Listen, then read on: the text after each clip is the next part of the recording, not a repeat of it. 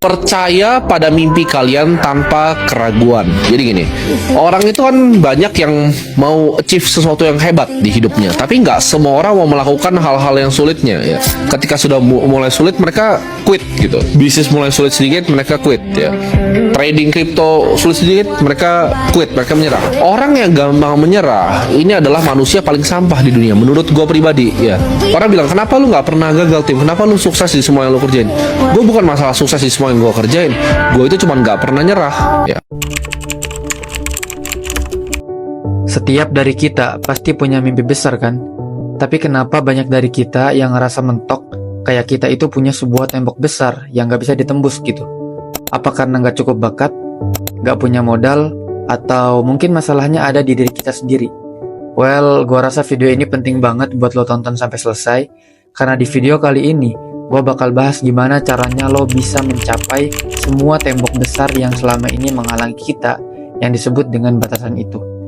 Kita bakal bongkar tuntas gimana cara berpikir, strategi mental, sampai cerita nyata orang-orang yang udah berhasil lewatin rintangannya.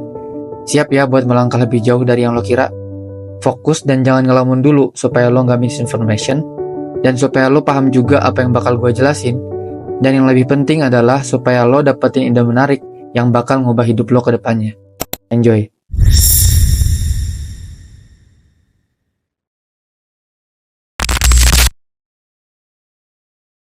Ngomongin batasan dalam mengejar impian, sebenarnya batasan paling besar itu bukan ada di luar ya, tapi yang ada di dalam diri kita sendiri, yang sering disebut sebagai batasan internal. Ini bukan soal keadaan ekonomi, sosial, atau faktor eksternal lain yang sering kita jadikan alasan. Seringkali batasan yang paling kuat justru berasal dari pikiran kita sendiri. Dan jujur, ini yang paling susah buat dilawan karena ini ada di dalam kepala kita, di mindset kita, dan di cara kita ngelihat diri kita sendiri. Nah, apa aja sih bentuk-bentuk batasan internal ini? Salah satunya adalah yang biasa disebut dengan self-limiting beliefs, atau keyakinan diri yang membatasi. Ini adalah pikiran-pikiran negatif yang terus muncul dan bilang kalau lo nggak cukup baik, lo nggak punya kemampuan, atau lo nggak pantas buat sukses. Lo mungkin pernah punya pikiran kayak, gue nggak bisa jadi pebisnis sukses karena gue nggak punya pengalaman gitu. Atau, gue nggak pantas dapat beasiswa karena nilai gue nggak sempurna. Semua ini adalah contoh dari self-limiting beliefs yang bikin lo berhenti sebelum lo benar-benar coba. Menurut sebuah penelitian dari National Science Foundation, manusia bisa punya lebih dari 60.000 pikiran per hari, dan sayangnya sekitar 80% itu dari pikiran-pikiran yang tadi itu cenderung kepada negatif gitu ya. Ini bikin banyak dari kita secara nggak sadar terus-menerus membatasi diri kita sendiri. Kita bikin dinding pembatas di otak kita yang sebetulnya nggak perlu ada. Misalnya lo pengen jadi content creator besar, tapi di kepala lo mikir kayak, gua nggak mungkin bisa viral karena gua nggak punya equipment yang bagus atau gue nggak semenarik influencer lainnya. Padahal lo belum pernah nyoba sekalipun. Batasan internal lain yang sering banget muncul adalah fear of failure, takut gagal alias takut gagal. Takut kalau hasilnya nggak sesuai harapan, takut kalau nanti malah diketawain orang lain, atau takut kalau usaha lo jadi sia-sia. Padahal kalau kita lihat orang-orang yang udah sukses, mereka nggak pernah takut gagal. Mereka justru nganggap kegagalan itu bagian dari proses belajar. Tapi ya nggak bisa dipungkiri sih, rasa takut gagal ini bikin banyak dari kita stuck di zona nyaman. Lo mungkin pengen coba hal baru, tapi karena takut gagal, akhirnya lo nggak gerak. Dan ironisnya, dengan nggak ngelakuin apapun, lo malah bikin diri lo jauh dari impian lo sendiri. Buat lo yang sering kebentur sama batasan dalam mengejar impian, sebenarnya banyak dari batasan itu bisa dilewati kalau lo punya mindset yang tepat. Di sini gue pengen ngenalin lo sama konsep yang disebut growth mindset dan fixed mindset, yang pertama kali dikenalkan oleh psikolog Carol Dweck. Ini adalah konsep penting yang bakal ngebantu lo bukan cuma dalam menghadapi batasan, tapi juga buat mencapai apapun yang lo impikan. Kita mulai dari fixed mindset dulu ya.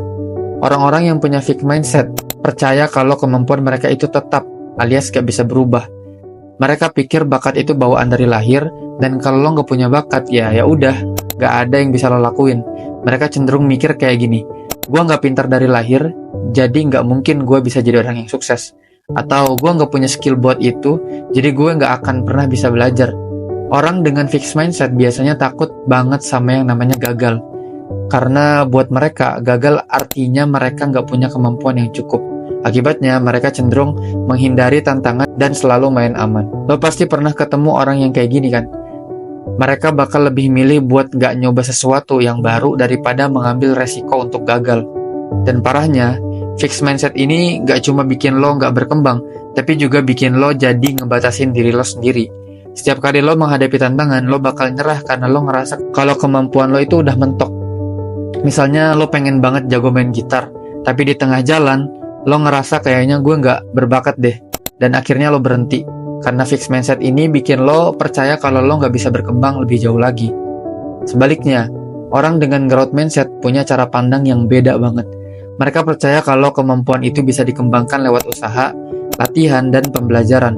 Mereka nggak mikir kalau bakat adalah segalanya, melainkan bagian kecil dari proses. Orang dengan growth mindset ini ngelihat tantangan sebagai peluang besar untuk belajar, bukan sebagai ancaman. Jadi, bukannya takut gagal, mereka justru melihat kegagalan sebagai bagian dari proses belajar. Carol Dweck pernah bilang, kegagalan bukanlah akhir dari segalanya, tapi itu hanya bukti bahwa kamu sedang belajar. Misalnya, kalau lo punya growth mindset dan pengen belajar gitar, lo bakal mikir, oke, gue mungkin gak bisa jago sekarang, tapi dengan latihan dan usaha, gue bisa berkembang. Orang dengan growth mindset terus nyoba hal-hal baru dan gak takut sama tantangan, karena mereka tahu kemampuan mereka itu bisa diasah. Nah, sekarang coba deh lo pikirin, selama ini lo ada di mindset yang mana? Apakah lo sering ngehindarin tantangan karena takut gagal, atau karena lo ngerasa gak punya kemampuan bawaan? Atau lo lebih ke tipe yang gak takut gagal dan selalu berusaha buat jauh lebih baik lagi? Kadang, yang paling berat itu justru keraguan dari diri kita sendiri ya. Lo tau gak sih, ada banyak teknik mental yang bisa ngebantu lo buat ngatasin keraguan ini. Salah satunya adalah visualisasi. Lo coba bayangin diri lo itu udah mencapai impian lo.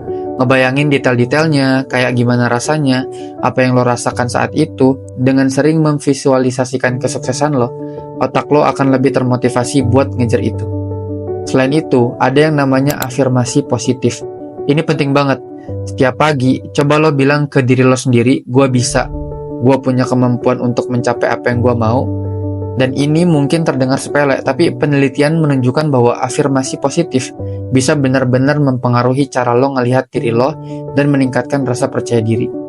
Terakhir ada meditasi. Lo nggak harus jadi ahli meditasi buat coba ini. Cukup duduk tenang, tarik nafas dalam-dalam, dan fokus pada pernapasan lo. Meditasi bisa bantu lo buat lebih mindful dan ngurangin kecemasan, sehingga lo bisa berpikir lebih jernih dan fokus pada tujuan lo. Nah, kalau lo udah punya mindset yang bener, yang gak kalah penting itu adalah disiplin dan konsentrasi. Kadang nih ya, jalan menuju impian itu gak instan bro. Lo butuh usaha yang konsisten buat ngelihat hasilnya. Banyak orang yang berhenti di tengah jalan cuma karena gak sabar nunggu hasil. Menurut James Clear dalam bukunya Atomic Habits, sukses bukan hasil dari satu langkah yang besar, tapi dari kebiasaan-kebiasaan kecil yang lo lakuin setiap hari. Misalnya, lo pengen jadi content creator sukses, tapi lo baru mulai, ya lo harus rutin upload konten, terus belajar gimana caranya bikin konten yang lebih baik. Kalau gagal ya nggak masalah, yang penting lo konsisten dan terus belajar. Di Indonesia banyak banget orang yang rasa gagal karena mereka nggak ngelihat hasil langsung. Tapi menurut riset nih dibutuhkan setidaknya 66 hari untuk membentuk kebiasaan baru. Jadi kunci utama dalam melampaui batasan adalah disiplin dan konsistensi. Jangan berhenti sebelum lo lihat hasilnya. Buat lo yang mungkin masih ragu, coba kita lihat beberapa contoh nyata orang-orang yang berhasil lewatin batasan mereka. Salah satunya adalah Maudy Ayunda. Lo pasti udah tahu kan? Dia nggak cuma sukses di industri musik dan film, tapi juga berhasil dapetin pendidikan di universitas top dunia, Harvard dan Stanford. Padahal gak sedikit orang yang bilang bahwa punya banyak pencapaian di berbagai bidang itu sangat sulit. Tapi dia nggak dengerin kata-kata negatif itu dan terus maju. Ada juga tokoh seperti Mary Riana. Mungkin lo pernah dengar kisahnya, seorang wanita muda yang survive dari krisis ekonomi, merantau ke Singapura, dan akhirnya bisa jadi motivator sukses dengan penghasilan miliaran. Dia benar-benar bukti bahwa keterbatasan finansial gak harus jadi penghalang buat sukses, asalkan lo punya mindset yang tepat dan disiplin dalam mencapai tujuan. Jadi, apa kesimpulannya? Batasan-batasan yang lo hadapi, baik itu dari diri sendiri atau dari luar, sebenarnya bisa dilampaui. Kuncinya ada di cara lo berpikir, gimana lo ngelola keraguan diri, dan seberapa disiplin lo dalam menjalani prosesnya. Banyak orang di luar sana yang udah buktiin kalau nggak ada yang nggak mungkin selama lo terus bergerak ke arah yang benar. Kalau lo pengen mencapai impian lo, langkah pertama yang harus lo ambil adalah percaya kalau lo bisa melampaui batasan-batasan itu. Jadi jangan tunggu lagi, mulailah sekarang dan lihat gimana hidup lo berubah.